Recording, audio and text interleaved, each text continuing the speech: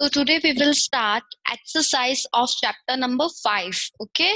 So let's get start with A question, number 1 question. Okay. So first question देखो क्या है.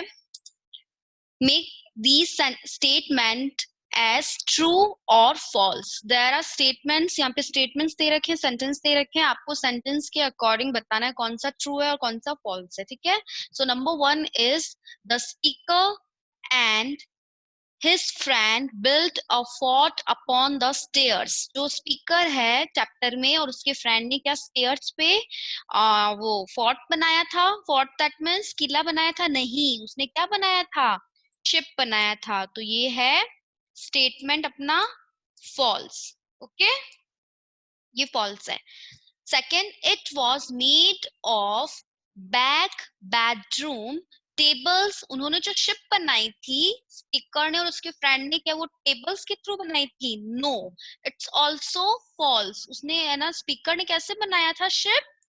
Bye the use of bedroom chairs. Bedroom की जो chairs थी उससे बनाया था उन्होंने शिप. ओके.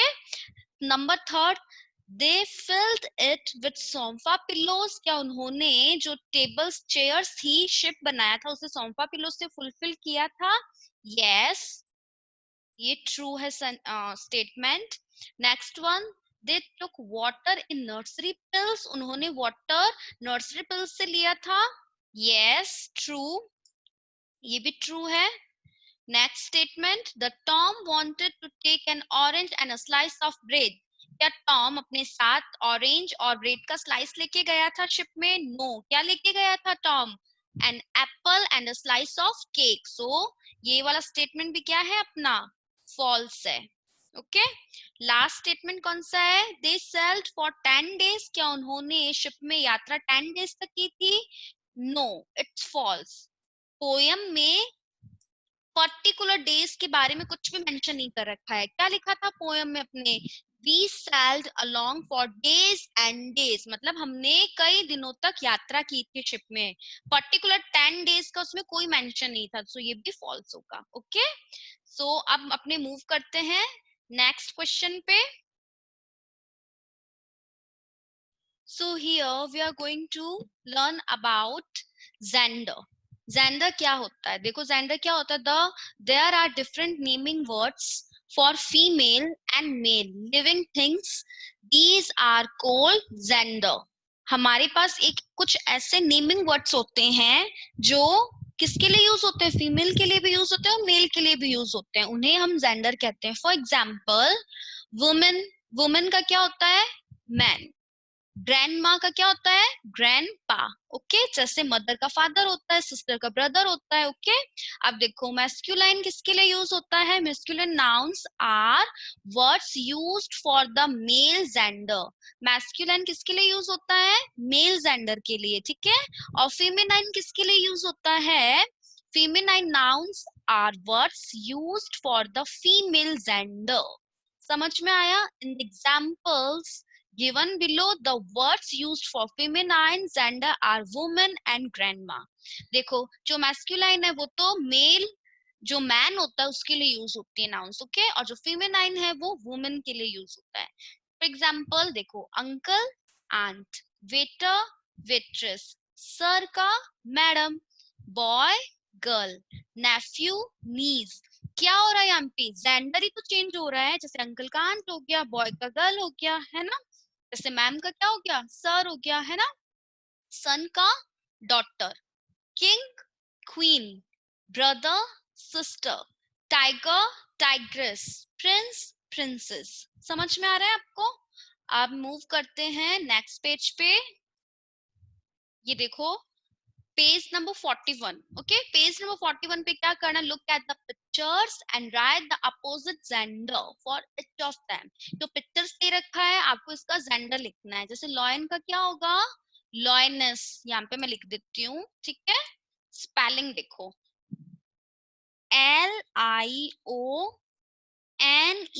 LIONESS, lioness. समझ में आ रहा है? हॉर्स का क्या जेंडर होगा? MARE, mayor. नेक्स्ट वन इसका क्या होगा? पहले ये ले लेते हैं। अब ये देखो ये क्या है, हस्बैंड क्या है ना, एक कोई मैन है उसकी पिक्चर है, तो यहाँ पे वाइफ दे रखा है, तो वाइफ किसका होता है जेंडर, हस्बैंड का, तो हस्बैंड तो पिक्चर में दे रखा है, तो यहाँ आएगा वाइफ, WIFE, वाइफ। और लास्ट वन रहा है ये विच, WITCH, विच, WITCH का मतलब क्या होता है, एक ऐसा पर्सन जो क्या होता है, एक अच्छा पर्सन ही होता है ना, जो बहुत बुरी, मतलब कहते हैं ना गलत सुपर नेचुरल पावर्स, काला जादू समथिंग है ना, मैजिकल, ये सब चीजें यूज करता है, मैजिक यूज करता है, पर सही चीजों के लिए गलत काम में इस्तेमाल करता है, उसे कहते हैं विच, WITCH। ओके, नेक्स्ट पे चले अपने, next exercise, exercise number B on the page number 41। अब देखो एक्सरसाइज नंबर बी में क्या करना है हमें, change the gender of the words given in the brackets to fill in the blanks. आपको क्या करना है, ये जो ब्रैकेट्स के अंदर जो जेंडर दे रखा है ना, उसको बस चेंज करना है आपको, और कुछ भी नहीं करना, पूरा सेंटेंस रीड करने की भी हम पे कोई जरूरत नहीं है, there is no need to read this whole sentence, आपको पूरा सेंटेंस रीड करने की जरूरत नहीं है। क्या करना है देखो ध्यान से, change the gender of the words given in the brackets to fill in the blanks। ये जो ब्रैकेट में आपको दिख रहा है, ये इसको क्या करना है, मदर दे रखा है, तो मदर का जेंडर क्या चेंज होगा, फादर, क्या होगा, फादर। यहाँ पे लिखना है हमें मदर का क्या होगा, FATHER, father. Okay, next bull का क्या होगा, काउ, COW, काउ। क्या करना है, फिर से रिपीट कर रही हूं मैं, जो ब्रैकेट में दे रखा है जेंडर, उसका चेंज करना है हमें जेंडर, ठीक है। कॉक का क्या होगा, COC के कॉक का हैन, HEN, हैन, समझ में आ रहा है। लैंडलॉर्ड का क्या होगा, land lady, LAND, land lady, LADY, land lady. निस का क्या होगा, निस का क्या होगा, नेफ्यू, NEPHEW, दैट मीन्स भतीजा, है ना, नीस मतलब भतीजी, और नेफ्यू दैट मीन्स भतीजा। समझ में आया। अब देखो मैं यहाँ पे एक बार सेंटेंस रीड कर देती हूँ, my father tells us wonderful bad time stories. आपको क्या करना है बेटा, पूरा सेंटेंस रीड करने की जरूरत नहीं है। क्वेश्चन क्या डिमांड कर रहा है, क्वेश्चन की ये डिमांड है कि जो भी जेंडर दे रखा है ब्रैकेट में, ये दिख रहा है आपको डार्क में, ये MOTHER, BULL bull, COCK cock, LAND LORD, landlord और नीज, इनके जेंडर को चेंज करना है, और जो ब्लैंक स्पेस है यहाँ पे आपको फील करना है। Are you getting my point. Next exercise पे मूव करें। यस, अब देखो exercise number B on your page number 43, आपकी बुक में 43 नंबर पेज नंबर पे एक्सरसाइज आपको मिलेगी। ओके, आपको साथ साथ में जो भी एक्सरसाइज मैम अभी आपको करवा रहे हैं through your through this video, so you have to write down this exercise, feel these exercise in your textbook। आपको अपने टेक्स्ट बुक में भी एक्सरसाइज को फील करना है, अभी साथ में करते रहो आप। ओके, अब देखो इसमें क्या करना है, complete these sentence using am, is, are and the ing forms of the verbs given in the brackets। क्या करना है, जो ये ना ये वर्ब, हेल्पिंग वर्ब का यूज करना है, विद आईएनजी भी लगाना है। अब देखो इसमें क्या समझने वाली बात है, यहाँ पे समझने वाली ये बात है कि ये है ना एम इज आर, इनका यूज करना है। अब एम इज आर ये क्या होता है, ये है हेल्पिंग वर्ब। हेल्पिंग वर्ब का हमेशा यूज सब्जेक्ट होता है ना, उसके जस्ट बाद में होता है। फिर से सुनो मैम क्या कह रहे हैं, ये जो हेल्पिंग वर्ब होती है इसका यूज अकॉर्डिंग टू सब्जेक्ट होता है। अब सब्जेक्ट क्या होता है मैम, सब्जेक्ट होता है ये, ठीक है, सेंटेंस जैसे शुरू होता है फर्स्ट पर्सन होता है वो होता है सब्जेक्ट। ओके, और सब्जेक्ट के अकॉर्डिंग आपको हेल्पिंग वर्ब यूज करनी है। आफ्टर दैट आपको क्या करना है, ये जो ब्रैकेट के अंदर ये वर्ब दे रखी है ना, वर्ब दैट मींस क्या होता है, डूइंग एक्शन वर्ड होता है ना, या डूइंग वर्ड्स होते हैं, उन्हें कहते हैं वर्ब। जिससे सेंटेंस में पता चलता है कि कौन क्या कर रहा है। लाइक मैं अभी क्या कर रही हूँ, आई एम टीचिंग यू, मैं आपको अभी पढ़ा रही हूँ, तो टीचिंग, TEACH, टीच, और प्लस ING कर दिया टीचिंग, है ना, तो वो क्या है, वर्ब है। तो ये जैसे वेट, इसके अंदर ING ऐड करना है, फिर यहाँ लिखना है किसके बाद, हेल्पिंग वर्ब्स के बाद। समझ में आया आपको? चलिए क्वेश्चन करते हैं, फिर आपको अच्छे से क्लियर होगा। अब देखो क्या है, आई के साथ में हमेशा आता है एम। क्या आता है, am, A M, I am. अब देखो क्या है ब्रैकेट में, वेट, वेट के साथ ING ऐड करेंगे तो क्या बनेगा, waiting, WAITING, I am waiting for mother to come home, मैं अपनी मदर का वेट कर रही हूँ, इंतजार कर रही हूँ, घर वापस आने का मैं अपनी मदर का वेट कर रही हूँ। क्या समझ में आया? आई के साथ एम का यूज होगा, आई के साथ एम का यूज होगा, और जो ब्रैकेट में दे रखा है उसके साथ ING का यूज करना है। अब ब्रैकेट में क्या है, ये वर्ब है, मेन वर्ब है। Okay, the bird, the bird क्या है, यहाँ पे एक सिंगल बर्ड का बता रहा है कि द बर्ड एक सिंगल वर्ड है। अब देखो इस और आर का यूज कहाँ होता है, ए एम, एम का तो आपको पता चल गया ना कि एम हमेशा आई के साथ आता है, आई के साथ हमेशा एम आता है, ठीक है। अब आते हैं इस पे, coming to the is verb, helping verb, is क्या होती है बेटा, इज का यूज सिंगुलर जो सब्जेक्ट है उसके साथ इज का यूज होता है, सिंगुलर पर्सन के साथ इज और प्लूरल के साथ आर। क्या कहा मैम ने, सिंगुलर पर्सन के साथ इज और जो प्लूरल होगा सब्जेक्ट उसके साथ आएगा are.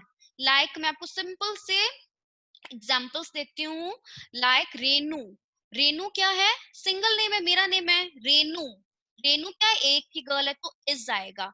Renu and Riya, Renu and Riya, यहाँ पे दो गर्ल्स हो गई तो प्लूरल हो गया ना, तो आएगा are.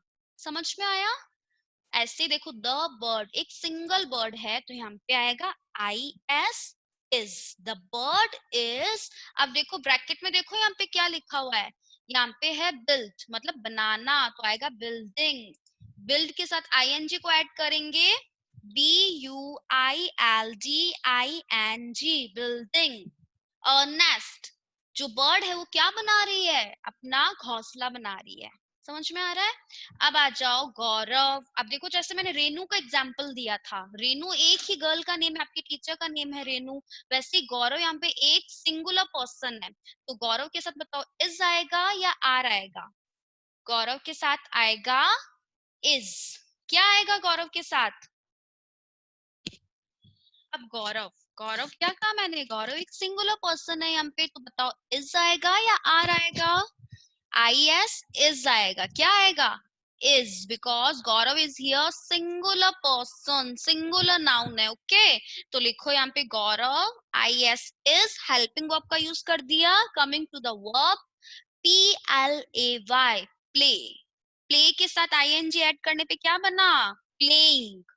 Okay, Gaurav is playing cricket in the park, जो गौरव है वो क्या प्ले कर रहा है, क्रिकेट खेल रहा है पार्क में। ओके, रियान, रियान क्या है, अगेन देखो रियान यहाँ पे सिंगुलर नाउन है, एक ही पर्टिकुलर, जैसे मैंने रेनू का एग्जांपल दिया, ठीक है, रियान एक ही बॉय है, तो बॉय सिंगुलर पर्सन है यहाँ पे, तो अब क्या आएगा, IS is, Riyan is drink, drink के साथ में ING ऐड करना है, DRINKING, Riyan is drinking milk, Riyan क्या पी रहा है, क्या ड्रिंक कर रहा है, मिल्क। देखो फिर से बता रही हूँ मैं, हमेशा जो हेल्पिंग वर्ब होती है उसका यूज सब्जेक्ट के बाद करते हैं, दैट मीन सेकंड प्लेस पे हेल्पिंग वर्ब आती है सेंटेंस में, आफ्टर दैट क्या आता है, मेन वर्ब, एक्शन वर्ड आता है, जैसे ड्रिंक है तो ड्रिंक लिख दिया, और हमें क्या करना है, वर्ब के साथ ING को ऐड करना है अकॉर्डिंग टू क्वेश्चन, तो ड्रिंक के साथ ING ऐड कर दिया। Got it? My cousin, my cousins, अब देखो माय कजिन, कजिन क्या हो गया, मतलब बहुत अब कजिन्स तो क्या, तो चचेरे मम्मेरे या अपने मामा के मासी के जो बच्चे होते हैं वो अपने कजिन्स लगते हैं, है ना, तो माय कजिन, माय कजिन्स क्या हो गया, सिंगुलर हो गया, प्लूरल हो गया, माय कजिन क्या हो गया, ये जो कजिन होता है वो भी सिंगुलर में आता है. ओके, सो माई कजिन,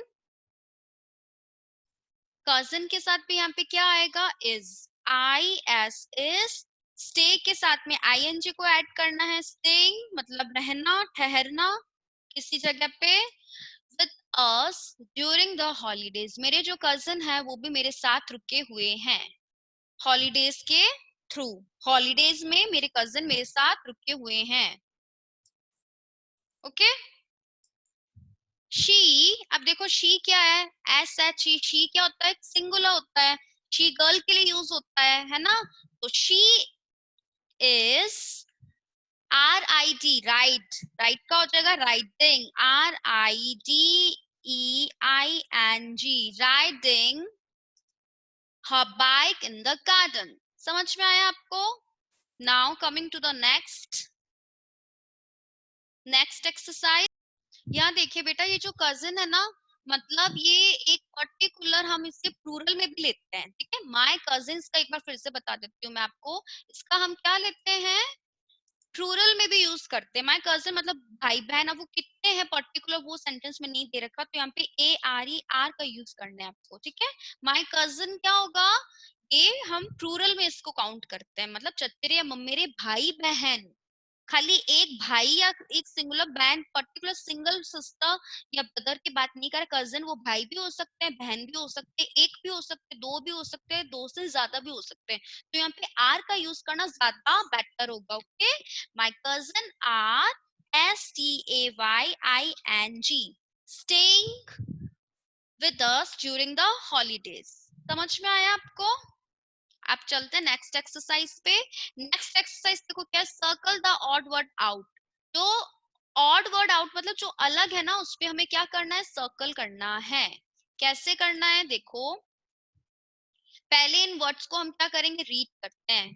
अब जो जिसका साउंड अलग आएगा ना, दैट मीन्स वो वर्ड क्या है, ऑड है, अलग है, और उस पे हमें क्या करना है, सर्कल करना है. M E N D, man. L E N D, land. देखो, E N, E N D, E N D, और ये क्या हो गया, लैंड. ये तो ई वाले साउंड के वर्ड है और ये ए साउंड प्रोनाउंस कर रहा है, तो इस पे आएगा सर्कल. ठीक है, नेक्स्ट पेज पे मूव करते हैं. यस, अब देखो यहाँ पे इस पेज पे, यहाँ पे कौन सा ऑड वर्ड है, वेंट, वॉन्ट, वेट. वेट मतलब सूखा, वेट, वॉन्ट, वैंट. बताओ कौन सा अलग हुआ, कौन सा वर्ड अलग हुआ, went, E N T, A N T और ई टी. ये ई का साउंड प्रोनाउंस कर रहा है, ये भी ई का है, अलग हो गया इसमें, वॉन्ट, वॉन्ट है ना.